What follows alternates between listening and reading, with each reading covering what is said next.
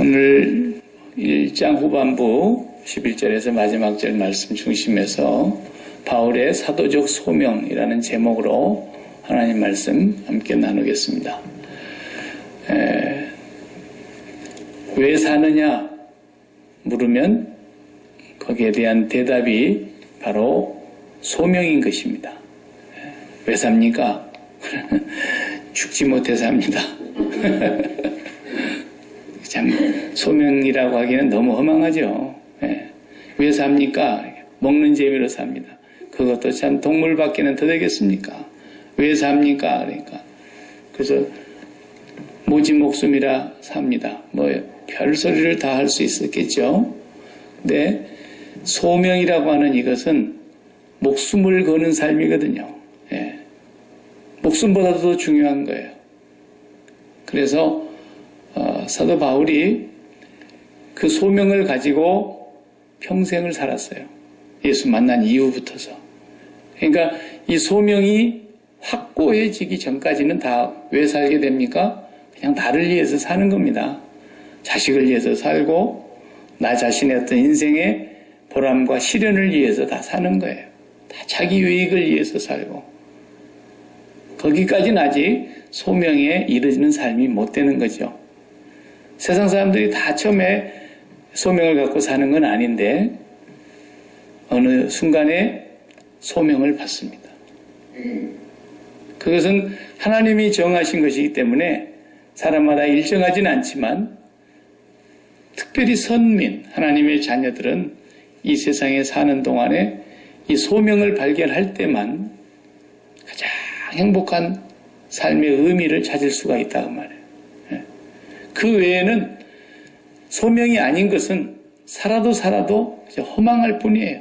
목표를 달성해놓고 목표를 하나를 내가 얻으면 잠시 기쁘죠. 내가 해냈다. 그렇지만 조금 지나고 나면 또다시 쫓기게 됩니다. 그리고 그 소명에서 벗어난 삶을 살고 있기 때문에 허무감이 또 밀려와요. 그리고 소명이 아닌 삶은 한번 넘어지거나 패배하거나 실패하면 깊은 좌절감에 수렁에서 헤어나지를 못하고. 그러니까 소명이라고 하는 것이 우리에게 있어서 목숨보다도 더 중요하기 때문에 부를 소자에다가 목숨 명자를 쓴 거 소명이라 그래요. 사실은 일반 세속적인 직업도 우리가 vocation이라고 그러잖아요. 소명이라고 그러나 소명. 영어로도 소명을 calling, 직업을 calling이라고 그러잖아요. 직업을 calling. 소명이에요, 소명. 그러니까 왜 사느냐? 나는 누구인가? 어떻게 살아야 되느냐? 무슨 목적을 두고 살아야 되느냐? 이 모든 것이 다 소명과 관련되어 있는 질문이라고 하는 것입니다. 그래서 하나님이 나를 부르셔서 나는 이제 그 부름에 응답해서 삽니다. 이걸 깨달은 사람은 소명의식이 있는 사람이고, 그 다음에 내가 그 하나님의 부르심에 응답해서 내 개인적으로는 이제 내 평생에 내가 이 길을 가렵니다. 결단하는 것이 바로 사명감이라는 거예요. 사명감. 사명의식이 충만한 걸 말하는 것입니다. 그래서 오늘 이 세상을 살아가는 사람들은 한 사람도 그냥 거저 의미 없이 태어난 사람은 없어요. 다 목적이 있어서 하나님이 지으셨고, 저 공중에 나는 새도 목적이 있어요. 풀의 꽃도 잠시 있다가 시들어지는 꽃도 목적이 있어요. 하루살이도 괜히 만든 게 아니죠. 하나님의 목적이 다 있어서 만든 거예요. 우리 어린애는 맨날 어렸을 적에 아빠 왜 모기를 하나님이 만들어가지고 이렇게 여름이면 물리게 하는지 모르겠다. 그런데 모기도 하나님이 모든 이 생태계에 필요하기 때문에 만들어 놓으신 거예요. 하나도 목적이 없는 게 없어요. 인간이 못 깨달은 것은 있을는지 몰라도 하나님의 목적 안에서 다 지음받았어요. 제일 소중한 하나님의 형상을 닮은 인간은 말할 것이 없어요. 하나님의 목적이, 하나님의 뜻이 있어서 우리가 이 세상에 지음받았고 존재한다는 것입니다. 바울이 그런 소명이 있었기 때문에 평생에 변치 않고 다름질을 잘할 수 있었던 것이 바로 그것 때문입니다. 이 소명을 가진 사람은 중단이라는 게 없어요. 그리고요, 뭘 이게 큰 걸 이루었다고 해서 막 교만하지 않아요. 왜? 소명을 이룬 것이기 때문에. 소명을 따라서 한 것이기 때문에. 자기가 한 게 아니란 말이에요. 또 그것이 제때 이루어지지 않는다고 해서 막 실망하고 좌절하지 않아요. 왜? 하나님이 부르시면 후회함이 없기 때문에. 반드시 하나님의 정한 때가 있고 그 묵시는 이루어지기 때문에. 그래서 좌절하지도 않아요. 그리고 누구하고 비교도 안 해요. 소명의식을 가진 사람은. 소명의식이 없는 사람이 맨 남을 의식하고 경쟁하려고 그러고 남보다 좀 나으면 우쭐하고 말이죠. 내가 조금 못하면 비굴해지고. 그거 아니라는 거예요. 소명의식은 환경에 굴하지도 않고 남하고 비교해서 교만하거나 비굴하지도 않고 어떤 어려운 환경에 부딪혔다고 해서 낙심하거나 좌절하지도 않고 그래서 이 소명에 의해서 살아가는 삶이 반드시 우리에게 있어야 합니다. 이 소명이 없는 삶은 이제 살아도 사는 의미가 없는 거예요. 우리가 나무 가운데 아주 연약해 보이는 나무가 있어요. 그걸 우리가 뭐라 그래요? 대나무라 그럽니다. 대나무. 대나무는 속이 텅 비었습니다. 속이 꽉 찬 대나무는 없어요. 그리고 아무리 굵어봐야 사람 손으로 이렇게 감싸면 손 안에 들어가는 정도로 일반적으로 대나무가 가느다랗습니다.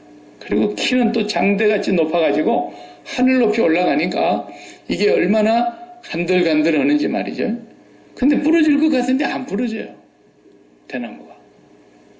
다른 나무 뭐 몇십 년씩 된 큰 고목도 태풍 한 번씩 오면 뿌리채 뽑히고 부러지고 가지가 떨어지는데 대나무는 웬만한 태풍 와가지고는 흔들리는 것은 좀 많이 흔들려도 꺾어지지 않고 부러지지 않습니다. 그 이유가 속이 텅 비어있는 것인데도 마디가 있어서 그런 겁니다. 마디가 이렇게. 그 나무가 자랄 때에 마디가 생깁니다. 그 마디가 생기는 순간은 나무가 더 이상 크지 않고 그 마디를 만드느라고 성장이 멈춰 있어요. 그러니까 마디가 하나 생기고 나면 그 다음부터 또 자라는 거예요. 그리고 마디가 또 생기면 성장이 멈추면서 마디가 굵어질 때까지 기다리고 있다가 또 마디가 완성이 되면 또 자라가는 거예요. 이 마디가 있기 때문에 안 부러지는 거고 안 쪼개지는 거예요. 네. 이렇게 그 마디는 일종의 성장이 방해를 받는 요소이지만 오히려 그 마디가 있어서 대나무가 높이 올라가도 부러지지 않고 힘의 원천이 거기서 나오는 거죠. 그런 것처럼 우리 인생살이도 똑같아요. 살다 보면은 내가 하고자 하는 길대로 가지도 못하고 내가 목표하는 데에 이르지 못하고 어떤 실패가 오기도 하고 내가 돌발 변수가 발생해가지고 계산에 넣지 못했던 질병이 생겨나기도 하고 내 나름대로 인생의 길을 계획했는데도 불구하고 번번이 실패를 하고 막히는 그런 경우가 있다. 이럴 때 인생이 성장해 나아가는 데 있어서 멈추는 것 같지만 실질적으로는 그런 일이 바로 대나무의 마디처럼 더 강해지는 힘의 원천이 되고요. 웬만한 일에는 안 넘어져요. 그래서 그 마디마디가 우리에게 소중한 교훈이 되고 다시 새롭게 성장해가는 힘의 발판이 되기도 하고 그런 것입니다. 그래서 우리 인생에도 많은 어려움이 있지만 그 어려움이 결코 나쁜 것만은 아니에요. 사도 바울을 우리가 보면은 그분의 생애가 정말 보통 사람하고는 좀 다른 부분이 있는데 굉장히 강직한 사람이었습니다. 이 사람은 길리기아 다소라고 하는 이 팔레스타인에서 좀 멀리 떨어져 있는 남쪽으로 멀리 떨어져 있는 이방 땅에서 태어난 사람입니다. 근데 그게 지역은 로마 지역이었기 때문에 로마의 통치 아래서 태어났기 때문에 로마 시민권을 가진 사람이 된 것입니다. 그런데 성장해서는 자기가 어디로 갔느냐? 자기의 본 고향이라고 할 수 있는 예루살렘으로 유학을 가서 공부를 했습니다. 유대인이기 때문에, 히브리인이기 때문에 로마로 가서 공부를 하지 않고 예루살렘으로 유학을 해가지고 그 당시에 가장 훌륭한 율법 교사가 있었는데 그분이 사도행전 9장에 나오죠. 가말리엘이라고 하는 스승이었습니다. 그 스승 밑에 들어가서 거기에 문화생으로 유대교를 배우게 된 겁니다.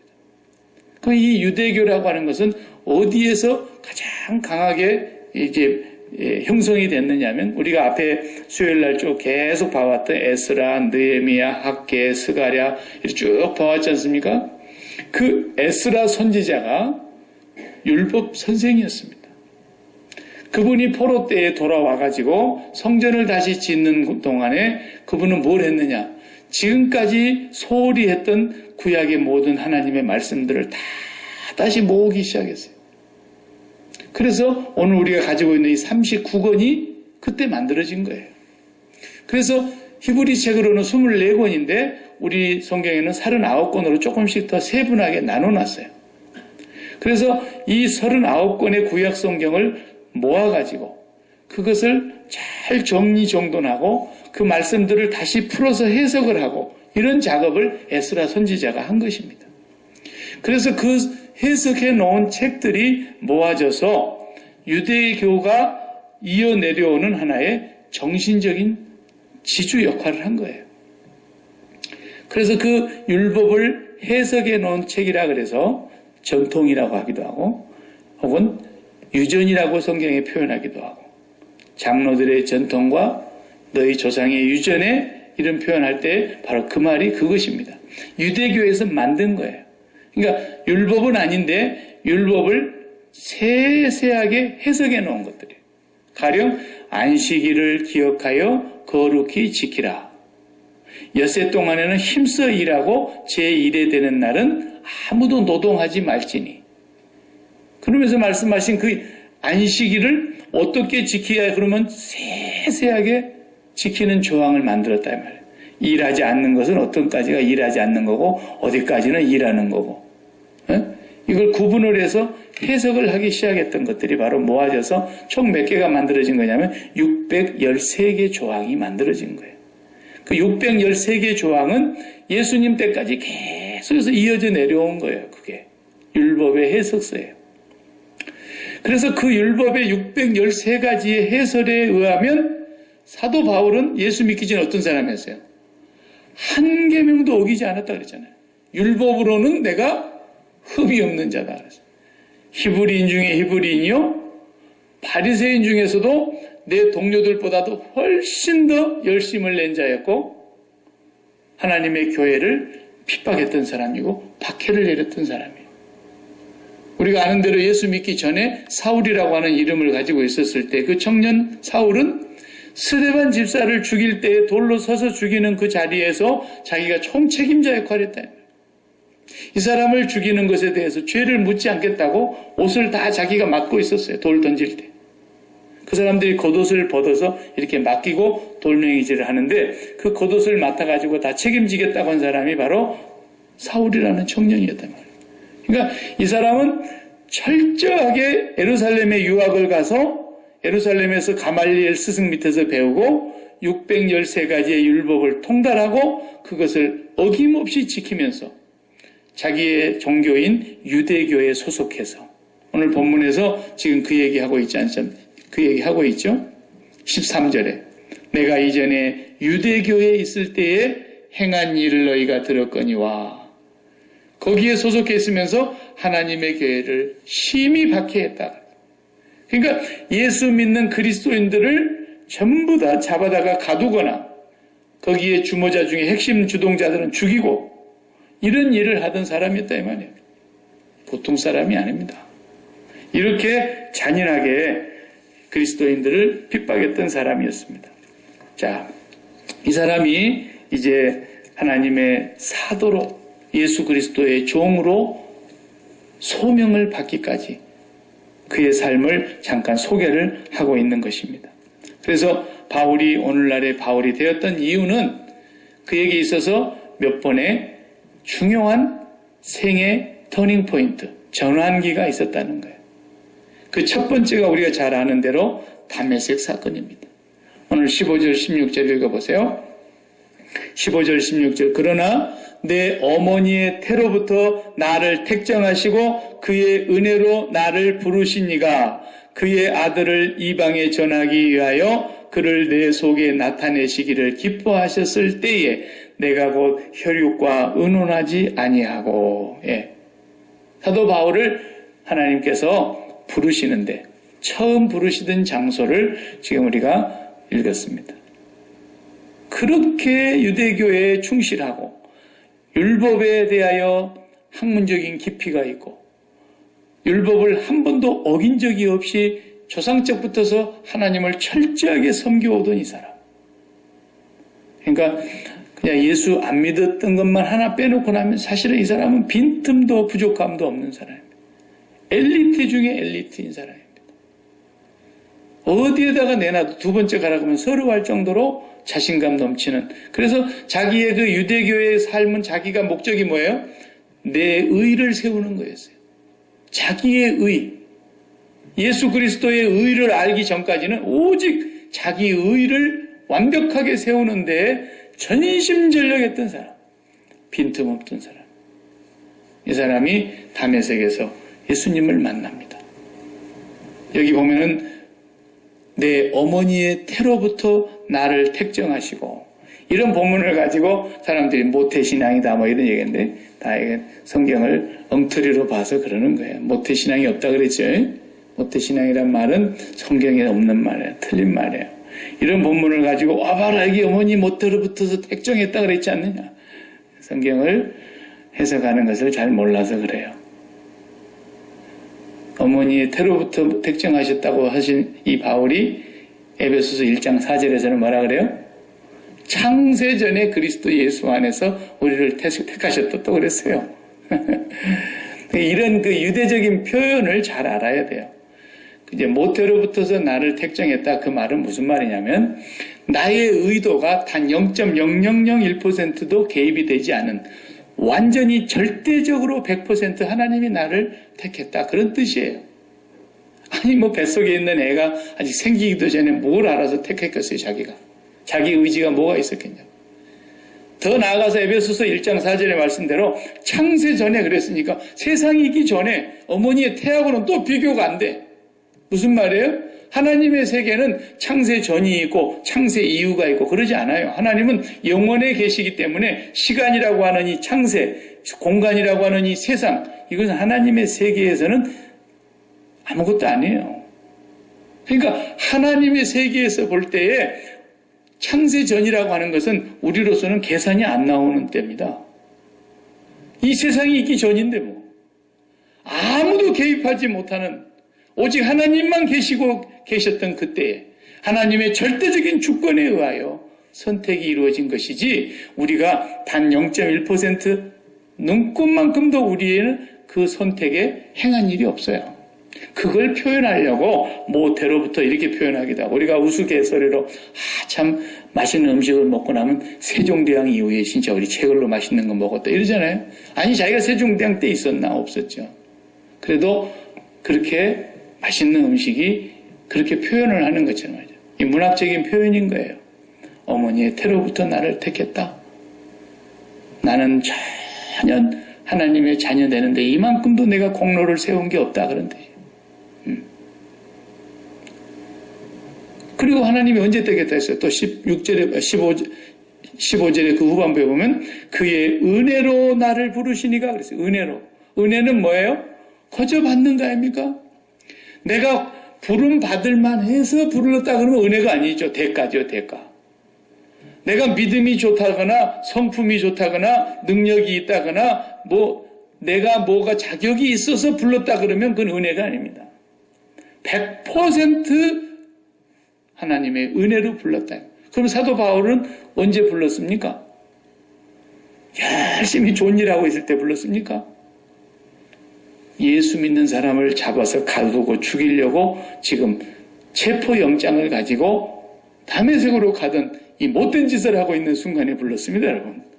그러니까 얼마나 은혜를 크게 입은 사람입니까? 그래 못된 짓 하고 가는 그 사람을 하늘로부터서 강한 빛이 사도 바울에게 이 사울이라는 청년에게 내리쏘이면서 그가 눈을 잃어버리고 바닥에 쓰러졌을 때 분명히 하늘로부터 음성이 들렸습니다.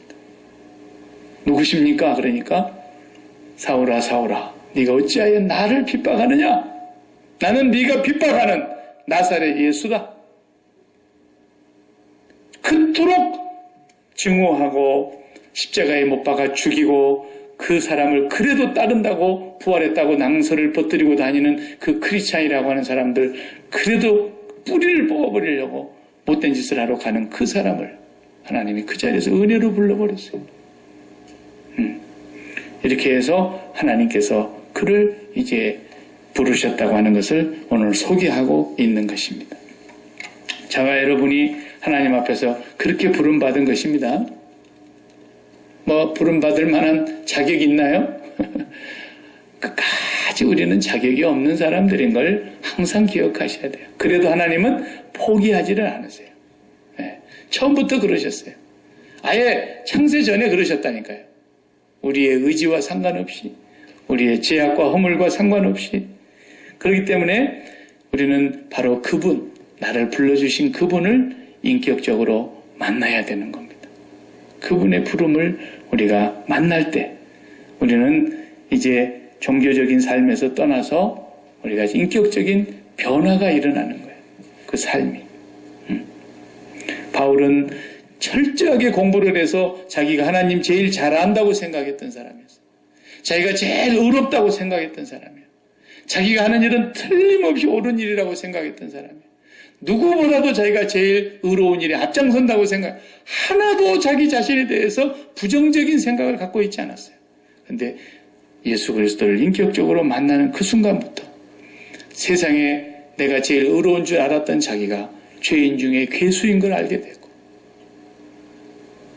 내가 지금까지 하나님을 위해서 제일 충성하고 교회를 핍박하는 것이 하나님 앞에서 제일 칭찬받을 일이라고 생각했는데 가장 죄인 중에 괴수와 같은 폭행자의 역할을 하고 있었고, 성경을 누구보다도 가장 잘 아는 훌륭한 교수 밑에서 최고의 학문을 자랑하는 그런 학벌 좋은 사람인 줄 알았는데 성경을 엉터리로 알고 있는, 성경을 전혀 이해하지 못하는 그런 사람이다. 여러분, 사람이 이 정도 되면요 충격이 심합니다. 보통 충격이 심한 게 아니에요. 생각해 보세요. 요즘으로 얘기해서 하버드 같은 세상에 이름만 대면 알려진, 세상에 알려진 그런 유명 대학을 나왔다 이거예요. 세상에 유명한 교수 밑에서 학문을 다 통달했다 이거예요. 그리고 자기가 누구보다도 그 중에서 수석을 해가지고 최고의 학벌을 자랑하는 그런 사람이 됐다 이거예요. 그리고 자기가 소신을 가지고 지금까지 살아온 것이 한 번도 나는 빗나가는 삶을 산 적이 없고 잘못된 길이 아니었다고 생각했던 이 사람이 예수를 만나면서 자기의 길이 처음부터 끝까지 다 잘못됐다는 걸 알고 충격이 이만저만 큰 게 아니었을 거라 이 말이에요. 그래서 오늘 본문에 뭐라고 말씀합니까? 16절도 다 같이 읽어보세요. 시작. 그의 아들을 이방에 전하기 위하여 그를 내 속에 나타내시기를 기뻐하셨을 때에 내가 곧 혈육과 의논하지 아니하고, 혈육하고 의논할 수가 없는 거예요. 너무 충격이 컸어요. 혈육하고 의논했다고 한번 생각해 보세요. 사람들한테 찾아가서 교수님, 제가 이러이러해서 빛을 맞았습니다. 하늘로부터 음성이 똑똑히 들렸습니다. 내가 그때 빛에 의해서 눈을 실명해버렸는데 다메섹으로 끌려 들어가가지고 부축을 받아서 아나니아라는 선지자에게 가서 안수기도를 받는 순간에 내 눈에서 비늘 같은 것이 떨어지면서 다시 보게 되었습니다. 그리고 나를 부르신 그분이 나에게 명령하셨습니다. 유대교에 가서 그 얘기하면 유대교 사람들이 뭐라 그러겠어요? 저거 우리식으로 하자면 저거 귀신 들렸구만. 저거 정신 나간 녀석이고. 난리가 났을 거예요. 난리가. 네가 지금 앞으로 장래가 촉망되고 우리 바리새인 중에 바리새인으로서 앞으로 우리 유대교의 수장이 돼야 될 사람인데 무슨 그런 소리 하고 있느냐고 막 사방에서 난리가 났을 거라고. 아무도 의논하지 아니하고 뿅 사라져 버렸어요. 어디로 갔다 그랬어요? 그 다음 말씀 17절 보세요. 또 나보다 먼저 사도된 자들을 만나려고 예루살렘으로 가지 아니하고, 예수님을 만났으니까 누구에게 가야 돼요? 예루살렘에 달려가야죠. 그의 제자 12명이 거기 있으니까.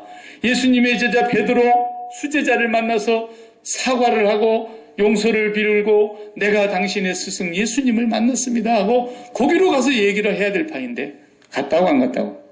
안 갔다고. 어디로 갔어요?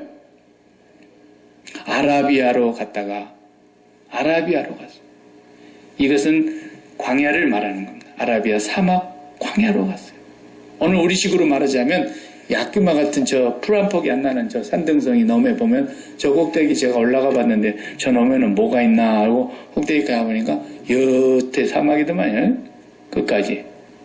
그러니까 아무 풀 한 폭이 나무 하나 없는 사막 같은 아라비아 광야로 가버렸어요. 그리고 거기 가서 한 3년을 머물러 있으면서 그곳에서 자기가 지금까지 걸어왔던 모든 길을 철저하게 이제는 비워버리고 그 예수 그리스도를 통해서 거기서 계시를 받기 시작했던 거예요. 그리고 그가 지금까지 알았던 유대교에서 몸담고 있으면서 유대교를 세워가고 유대교의 전통을 이어가고 유대교를 통해서 정말 율법을 재해석하고 그래서 그곳에서 지금까지 자기가 쌓았던 모든 학문적인 그 바탕을 다 뿌리째 뽑아내버리고 하나님을 다시 만나게 된 것입니다. 그리고 구약의 말씀 한 말씀 한 말씀이 바로 예수 그리스도를 얘기했던 그 내용인 것을 그가 진실로 깨닫게 되면서 사도 바울은 13권이라는 신약성경 27권 가운데 절반을 쓰게 되는 겁니다. 구약을 다시 해석해내는 거예요. 왜? 그만큼 공부한 사람이기 때문에 구약에 능통한 사람 아닙니까? 그런데 그 구약의 말씀 한 말씀 한 말씀이 다 예수 그리스도를 예언한 말씀이었다는 걸 이제 알고 눈이 열린 거예요. 만약에 사도 바울이 그렇게 하지 못했다면 이 구약 39권은 그냥 유대교의 경전으로 끝나는 거예요. 오늘날. 세계의 종교 중에 하나인 유대교의 경전으로 이슬람교의 코란경이 있다면 불교의 무슨 팔만 대장경 같은 그런 경이 있다면 그저 성경은 유대교의 경전에 멈출 뻔했죠. 그런데 바울이 예수 그리스도를 만나서 그가 하나님의 계시를 다시 받고 보니까 지금까지 구약의 모든 말씀들이 다 예수 그리스도를 향한 말씀이었다는 것을 분명히 해석해 놓고 성령의 감동으로 받아서 다 그걸 글로 쓰게 된 거예요. 아라비아 사막에서 공부한 게 아니라 하나님의 계시를 받은 겁니다. 그리고 나중에 또 그 후에 언제인가 정확하게 장소나 그 시기는 알 수 없지만 한 가지 확실한 고린도후서 12장에 보면 내가 14년 전에 셋째 하늘에 끌려 올라가서 말로 다 할 수 없는 말들을 들었다 그랬잖아요. 그러니까 3층 전에 하나님의 세계까지 올라가서 자기가 그때 몸 안에 있었는지 몸 밖에 있었는지 자기 자신을 얘기하는데 3인칭으로 얘기를 하는 거예요. 자기 자랑하고 그러고 싫어서. 그가 몸 안에 있었는지 몸 밖에 있었는지 나는 모르거니와 그분은 아십니다. 그런데 내가 그때 셋째 하늘에 끌려 올라가서 말로 다 할 수 없는 그런 말들을 들었습니다. 그가 하나님의 3층천을 보았다. 그리고 그에게 성령이 감동하여 그 모든 것을 해석해내게 하셨어요. 이름으로써 이제 사도 바울은 자기가 하나님의 부름을 받은 그 소명을 깨닫고 그 소명을 순종하기 위해서 평생을 걸어간 삶이 바로 사도의 삶이었고 특별히 이방인의 사도로 살았다 이겁니다. 그래서 베드로는 어디로? 그 다음 18절 읽어보세요. 아라비아로 갔다가 다시 다메섹으로 돌아가서 그 다음에 18절 그 3년 만에 내가 게바를 방문하려고 예루살렘에 올라가서 이게 첫 번째 예루살렘 방문이에요. 그와 함께 15일을 머무는 동안 예루살렘의 처음 방문이 사도행전 9장 26절부터 나옵니다. 사도행전 9장의 얘기인데 이게 지금 예루살렘에 처음 간 거예요. 예수님 만난 이후에. 그리고는 주의 형제 야고보 외에 다른 사도들을 보지 못하였노라 그랬어요. 여기 주의 형제 야고보는 예수님의 친동생을 얘기하는 거예요. 예수님의 제자 야고보가 아니고 아시겠어요? 예수님의 친동생 야고보서를 쓰신 분. 그러니까 예루살렘 올라가서 12제자를 만나지를 못했다. 그 말은 뭔 말이에요? 아무도 안 만나줬다는 거예요. 왜? 저 사람 기분 나쁜 사람 아니에요. 옛날에 이 교회를 얼마나 핍박한 사람이고 우리 예루살렘에 떨어다니면서 얼마나 많은 사람들을 잡아다 가둔 사람이고 그래서 변화됐다고 하는 얘기를 들었음에도 불구하고 별로 사람들이 상당히 맞아주는 사람이 없었다 이거예요. 15일을 머물러 있는 동안에 주님의 형제, 우리 예수 그리스도의 친형제였던 야고보 외에는 내가 본 적이 아무도 없다. 지금 왜 이런 얘기를 하느냐? 내가 누구한테 배워가지고 복음 전한 사람이 아니다라는 거예요. 내가 사람에게서 이렇게 받아가지고 복음 전한 사람이 아니다라는 거예요. 나는 하나님께로부터서 다이렉트로 계시를 받아서. 그래서 오늘 10절, 11절, 또 11절, 12절 또 얘기하는 거예요. 지난번에도 1절에 인사말 할 때부터서 사람에게서 난 것도 아니요 사람으로 말미암은 것도 아니요 이렇게 1절을 시작하던 그분이 오늘 11절에서 또 그러는 거예요. 형제들아 내가 너에게 알게 하노니 내가 전한 복음은 사람의 뜻을 따라 된 것이 아니니라. 이는 내가 사람에게서 받은 것도 아니요 사람에게 배운 것도 아니고 예수 그리스도로 말미암아 계시로 받은 거라는 거예요. 계시. 왜? 사람들이 들어와서 유대주의 그리스도인들이 들어와서 갈라디아 교회에 잘못된 다른 복음을 전하면서 교회를 어지럽히고 복음의 혼선을 가져오게 만들어서 많은 사람들이 그리스도를 떠나게 되는 것을 볼 때 사도 바울이 너무너무 안타깝고 답답해서 자기가 전한 복음은 사람에게 들은 것이 아니다. 예수 그리스도께부터 직접 받은 복음이다. 이 복음 외에 다른 복음은 없나니 만일 하늘로부터 온 천사라도 이 복음을 전하는 다른 복음을 전하는 사람이 있다면 저주를 받을 것이다. 저주를 받아야 한다고 말씀하고 있었던 것입니다. 그래서 사도 바울은 철저하게 자기 부인의 시간을 보내면서 아라비아 광야에서 자기의 과거의 모든 삶의 잘못된 것들을 완전히 뿌리 뽑아버리고 그가 그곳에서 예수 그리스도의 계시를 받고 철저하게 이방인을 위한 사도로 부름을 받은 것입니다. 성경에 보면은 이렇게 인생의 어떤 큰 터닝 포인트 이것을 만난 사람들을 다 보면은 모두가 다 광야를 통해서 그 과정을 거쳐가는 걸 알 수 있습니다. 구약에 보세요. 모세는 그의 삶이 어디서 바뀝니까? 애굽에서 40년, 그 다음에 장인의 집에서 목동의 생활을 40년, 그리고 하나님의 부름을 받아서 소명을 받은 이후에 40년, 모세는 120살 동안을 3세대로 나눌 수 있어요. 근데 첫 번째 40년은 애굽의 궁궐에서 자랐다 이거예요. 그것도 보세요. 하나님의 전적인 섭리 속에서 궁궐로 들어가게 됩니다. 모세가 커가지고 자기 발로 걸어 들어가서 유학 간 게 아니잖아요. 그냥 2살짜리 사내 아이는 다 이하는 강물에 갖다 던지라 그래서 그냥 던질 수가 없어서 바구니에다가 물 들어오지 않게 해가지고 그냥 나일강에 띄웠는데 그 나일강에 둥둥둥 떠내려가던 그 시간에 바로의 공주가 목욕하러 왔다가 발견이 돼서 궁궐로 들어가지 않습니까?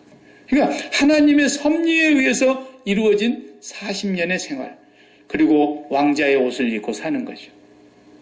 거기서 자기 동족의 그 아픔을 알게 되었고 자기 히브리 사람들이라 한 민족이라 한 핏줄이라는 걸 알고 자기 민족이 고통당하는 걸 보면서 늘 그 속에서 동족에 대한 어떤 그 열망이 있었는데 그 애굽의 집정관을 쳐 죽여가지고 돌로 쳐 죽였을 때에 살인자가 되어서 그는 이제 도망자의 신세가 돼가지고 나옵니다. 그리고 미디안 광야로 40년을 또 살게 됩니다. 그러니까 하나님의 부름이 있기 전까지 광야 생활이 시작이 되는 거예요. 그 광야 생활 속에서 어느 날 장인의 양 무리를 이끌고 호렙산 근처에 가까이 갔다가 불타고 있는 가시떨기 나무 앞에서 이상한 광경을 보지 않습니까? 불이 붙었는데 번져가지도 않고 줄어들지도 않고 타지도 않고 하도 신기해서 그 길을 가까이 접근해 가는데 하나님의 음성이 들립니다. 가까이 오지 마라. 네가 선 땅은 거룩한 땅이다. 그리고 모세가 그 신기한 광경을 봅니다. 불이 타고 있는데 더 붙지도 않고 더 서그라들지도 않고 그 나무가 타지도 않고 이것이 무엇입니까? 하늘로부터서 하나님의 임재를 상징하는 거거든요. 이제부터 네가 내 소명을 받아서 일을 하게 되는데 너의 에너지로 가지고 하는 게 아니라는 거예요. 불이라고 하는 건 에너지를 상징하는데 능력을 상징하는 거예요. 그래서 하나님의 불, 성령의 불이 임재하는 것인데 그 불로서 내가 이제 너를 애굽 땅에 보내겠다는 거예요. 네 에너지, 네 능력, 네 배운 거 다 소용없다는 거예요. 그거 전부 다 벗겨버리는 거예요. 그래서 신발도 벗겨버렸다. 제가 늘 설명했잖아요. 신발리, 역사역, 이력. 예? 내 신발 신고 돌아다니는 역사라 이 말이에요. 그래서 이력서 써갖고 레주메 내가 가져오면 전부 다 그게 뭐예요? 자기 신발로 걸어간 역사 아닙니까? 그래서 그 이력서 하나를 대단하게 만들기 위해서 고등학교 나온 것보다는 대학교 나온 게 낫고 대학교 나온 것보다는 대학원 나온 게 낫고 그래야지 더 나의 이력이 활발해지는 거 아닙니까? 그런데 하나님의 소명에는 그게 아무 소용이 없다고 말해요. 하나님의 소명의 역사예요. 하나님은 어떤 사람을 쓰시느냐? 정년 퇴직한 사람을 쓰시는 거예요. 하나님은 정년된 사람을 쓰는 거예요. 너 신발 벗어. 그 말이 뭐예요? 넌 퇴직해. 그 말이에요. 이제까지 너를 위해서 살아온 모든 삶, 네가 만들어온 그 모든 이력 다 퇴직하라 이거예요. 다 옷 벗으라 이거예요. 왕자의 옷도 벗고 네가 걸어온 이력서 다 벗고 너는 이제 정년 퇴직해. 그러면 하나님이 그때부터 쓰시는 거예요. 이게 무슨 말입니까? 나를 위해서 사는 삶에는 소명이 없다고 말해요. 하나님은 반드시 내 선 땅은 거룩한 땅이니 내 발에서 신을 벗으라.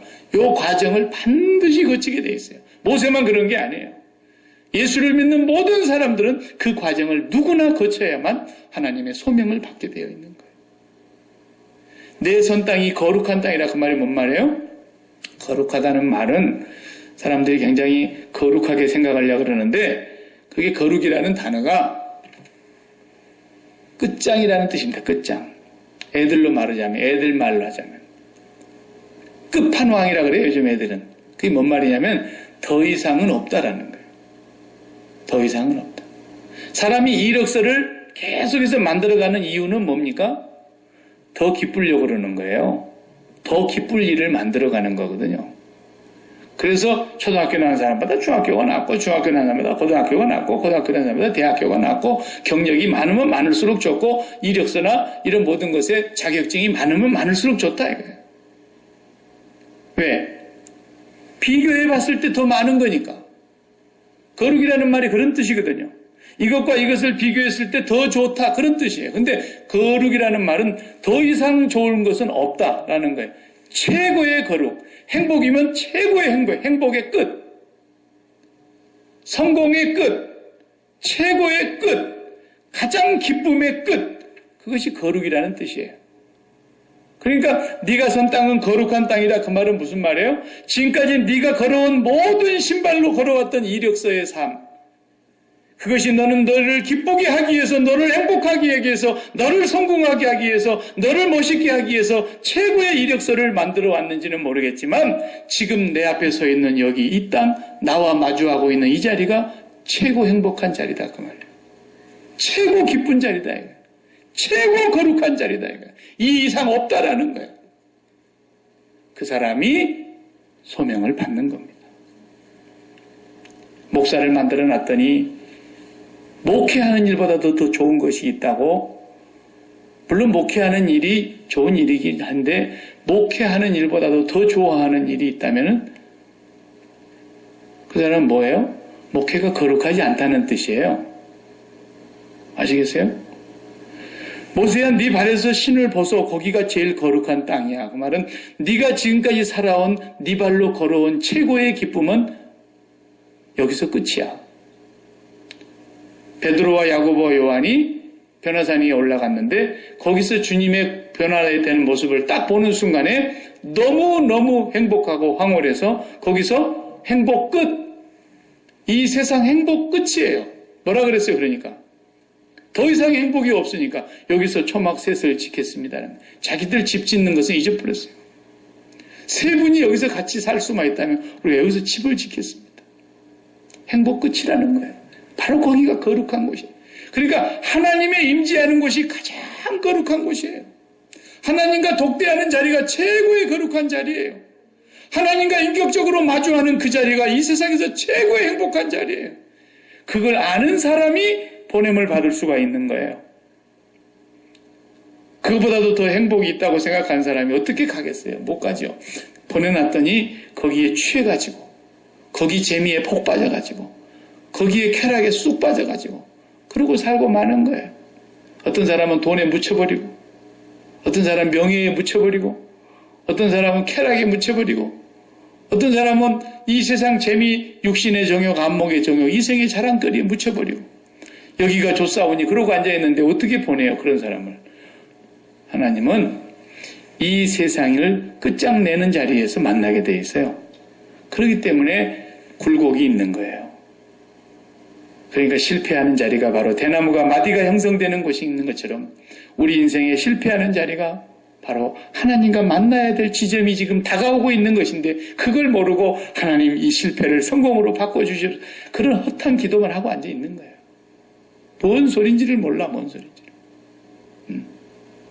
이제 하나님을 정말 새롭게 만나서 네 인생이 왜 사는지, 어디로 가야 하는지, 무엇 때문에 살아야 하고 어떻게 살아야 하는지 소명을 주시려고 하는 시간이라는 것을 알아야 되는 거예요. 그 시간이 우리가 하나님과 독대하는 시간입니다. 이 세상의 그 시간보다도 그것보다도 소중한 건 없어요. 네. 교회도 열심히 나와야 되고 열심히 봉사할 때가 되면 봉사도 해야 되고 다 필요하지만 그 어떤 것보다도 소중하고 우선하는 건 바로 하나님과 독대하는 겁니다. 이 자리가 소명을 받는 자리이기 때문에 그런 것입니다. 사도 바울이 바로 여기에서 하나님을 만나고 났더니 이제 그의 고백을 우리가 이해할 만하죠? 그가 하나님 만나고 나서 뭐라 그래요? 나는 이제 소원이 하나뿐이다. 예수 그리스도의 십자가에 못 박힌 거 외에는 아무것도 알지 않기로 했고 그렇게 공부 많이 한 사람인데 이런 무식한 소리를 하고 이제 이게 무식한 소리가 아니라는 걸 이제 안 거예요. 예? 그리고 또 한다는 말이 나는 몸 떠나서 그리스도와 함께 있는 것이 더 좋은 줄 아노니 얼른 죽었으면 좋겠다는 거예요. 얼른 죽었으면. 이게 다 정신 나간 소리, 미친 사람이나 할 수 있는 소리 아닙니까? 왜? 이 이상의 행복을 발견한 곳이었기 때문에. 예수 그리스도와 독대하고 하나님을 만나는 순간에 이보다도 더 좋을 수는 없기 때문에, 이보다도 더 거룩한 자리가 없기 때문에 하나님의 임재하는 그 자리에서 그는 날마다 보냄을 받으면서 사는 거예요. 그래서 이 사람이 고백하는 거 보세요. 다 모든 사람들이 눈만 뜨면 살려고 발버둥 치고 다 나가지만 사도 바울은 날마다 한다는 소리가 나는 날마다 죽노라 이런 소리 나가요. 하나도 정신이 멀쩡한 소리가 아니잖아요. 여러분 보세요. 그런데 이 사람이 왜 그렇습니까? 이 땅에서는 더 이상의 행복이 없다라는 거예요. 하나님 앞에서는 이것만큼 소중한 행복이 없더라는 거예요. 그러니까 이 세상은 배설물처럼 여기노라. 이제 바울의 얘기가 하나씩 하나씩 우리가 그 이해가 되지 않아요? 바로 우리의 삶이 그런 고백이 이루어져야 된다. 그러려면 하나님 앞에서 소명을 가지는 삶을 살아야 돼요. 소명을 깨닫는 삶을 살아야 된다. 이 세상을 끝장내지 않고는 소명을 받을 수가 없는 걸 어떡합니까? 이 세상을 십자가에 못 박지 아니하고는 그 소명의 자리가 우리에게는 오지 않는 것입니다. 나를 위해서 사는 삶 속에서는 하나님과 독대할 수가 없는 것입니다. 날마다 그리스도의 십자가를 바라다 보면서 철저하게 그곳에서 죽은 사람임을 확인하고 고백하면서 세상을 빠져나가는 출세상하는 사람이 될 때 십자가 너머에 계시는 예수 그리스도 부활하여 승천하여 보좌 우편에 계신 그분을 우리가 만날 수 있게 되는 것입니다. 이 소명을 가지고 살아가는 삶일 때만 사는 의미가 있고 행복이 있고 아무리 어려움이 와도 이 소명은 누구도 막을 수가 없어서 예루살렘에 올라가지 마세요. 올라가지 마세요. 가면 죽어요. 가면 죽어요. 여기 선지자가 그러잖아요. 이 띠 임자가 예루살렘 가면 이렇게 붙들려 간다고. 바울이 그때 뭐라고 말합니까? 왜 여러분들이 이렇게 울면서 불면서 내 마음을 상하게 합니까? 나는 예루살렘에 가서 죽을 것도 각오했습니다. 나의 달려갈 길과 주 예수께로부터 받은 사명, 곧 은혜의 복음 증거하는 일을 마치려 하면은 내 생명을 조금도 귀한 것으로 여기지 않습니다. 이것이 소명에 의한 삶인 것입니다. 사람들이 저와 여러분을 보고 왜 사십니까? 라고 물으면은 뭐라고 대답하시겠습니까? 나는 누구입니까? 오늘 사도 바울은 그렇게 고백했습니다. 예수 그리스도의 종이라고 말했습니다. 내가 왜 여기 있습니까? 하나님의 부르심과 보내심을 따라 여기 있습니다. 나는 무엇을 위해서 삽니까? 나는 오늘 또 예수 그리스도를 믿고 그의 길을 따라서 그의 십자가의 길을 따라가면서 복음의 증인으로 살아가면서 할 수만 있으면 내 마음이 이 세상을 십자가에 못 박고 세상을 출세상하기 위해서 우리는 사는 겁니다. 이 마음에서 세상을 빠져나가기 위해서 사는 겁니다. 어떻게 살아야 합니까? 나는 날마다 죽노라 십자가를 지고 주님을 따라가야 하는 것입니다. 이것이 바로 주님이 부르심에 응답하는 사람입니다. 기도하십시다.